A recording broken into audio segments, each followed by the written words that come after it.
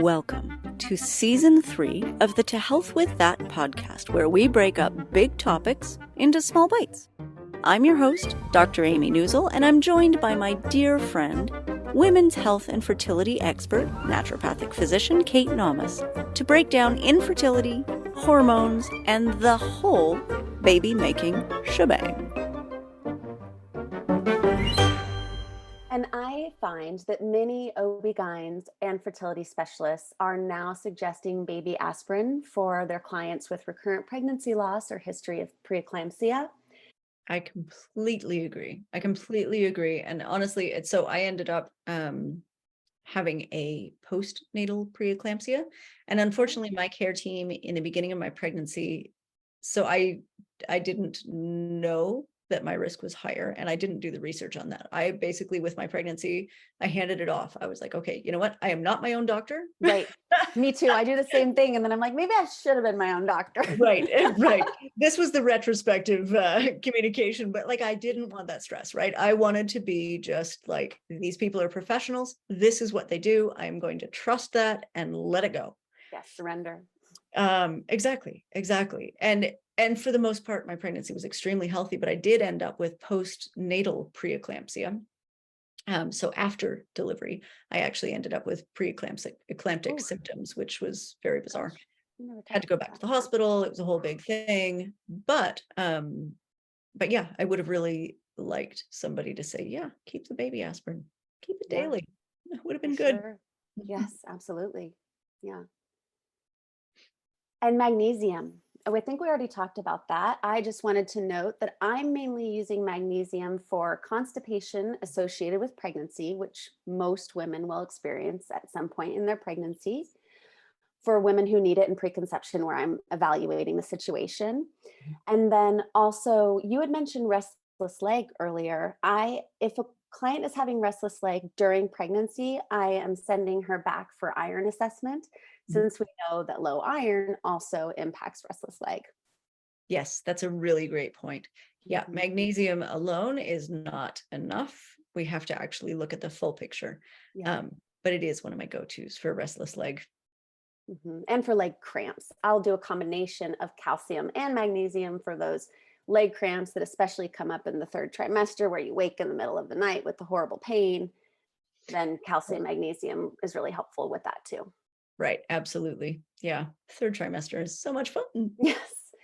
Another note I wanted to make, since we're on supplements, is that, and we talked about iron deficiency anemia, is that one of the main reasons to take the prenatal is for the iron in the prenatal. And if you're not able to tolerate your prenatal, you may need to go back to your provider and say, I'm not tolerating my prenatal. Can you just prescribe me an iron and see if I can handle that any better?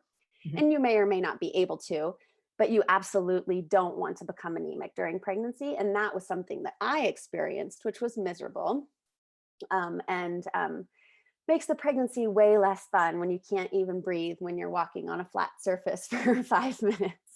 Yeah, that's not fun at all. Yes.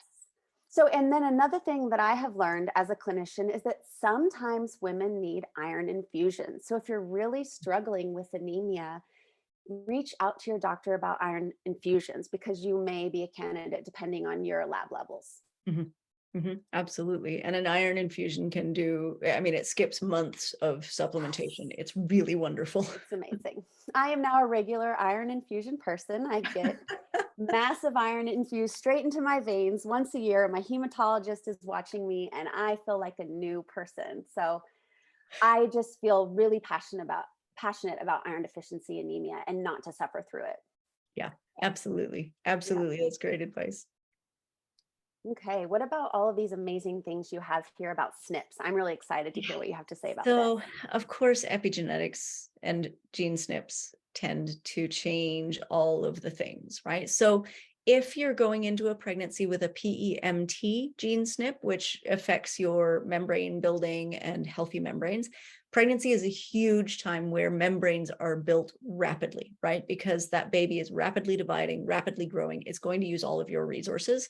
And so choline supplement can be really, really important here for healthy baby brains, healthy mama brains, and healthy membranes. See what I did there? And a lot of prenatals now are adding choline. And you can get choline in eggs, the egg yolk, but you have to eat a lot of eggs. Exactly. And I probably put choline back up on our bonus list, actually. I think about choline a lot in pregnancy and preconception. That's a really good idea. Yeah, because choline is really, really necessary during that time. Also, if you have a COMT slow picture, this is where you metabolize your estrogens very slowly like I do. And so estrogens may stay high longer than you want them to. And consequently, progesterone might become out of balance. And so in this picture, you may need actually some progesterone supplementation going into an early pregnancy to help you maintain the pregnancy. COMT issues generally cause a higher likelihood of preeclampsia, just like MTHFR does. And so magnesium supplementation and also the low-dose aspirin is appropriate here.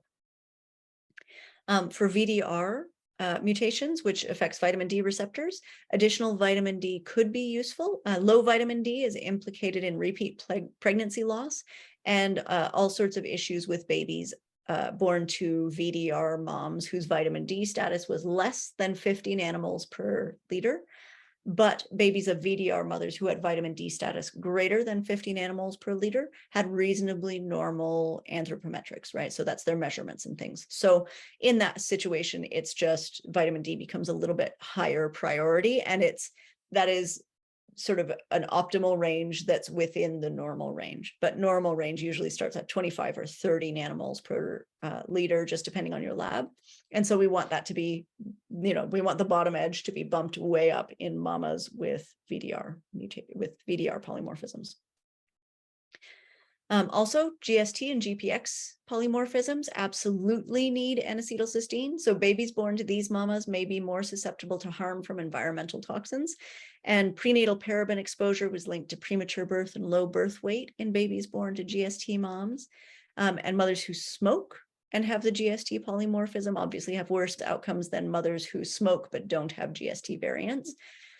This also applies to a number of variants within the cytochrome P450 system, which is your major liver sort of enzymatic detox processes. Also, lower glutathione peroxidase and superoxide dismutase levels are associated with preeclampsia risk. And so this group may also want to consider potentially magnesium or the baby aspirin, but definitely the N-acetylcysteine. That's all I've got. Amazing. Okay. Thank you. Thank you. Thank you so much for listening today and sharing your time with us. If you like this show, please follow and maybe even leave a review, or like and subscribe if you happen to be watching on YouTube. Visit naumesnd, naumesnd.com, or to healthwiththat.com for more information about Drs. Kate and me, Dr. Amy.